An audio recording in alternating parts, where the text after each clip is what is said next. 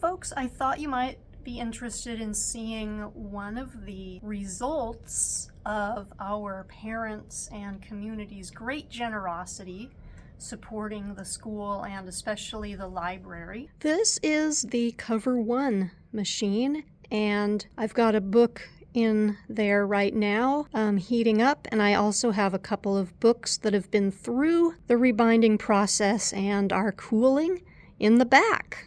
So the books that I mentioned that had been through the process have been cooling, and I'm about to take a look at my first sample book right now. The spine still feels a little warm, so I don't think I want to handle it too much. I think it might still need to cool, but just gently opening the book, it seems as though the pages are gripped much more tightly together by the glue.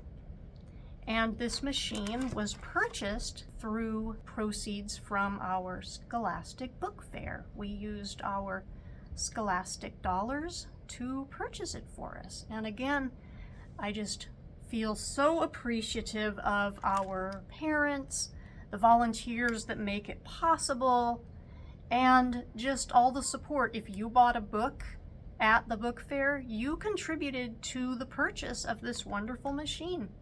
Thank you, everybody.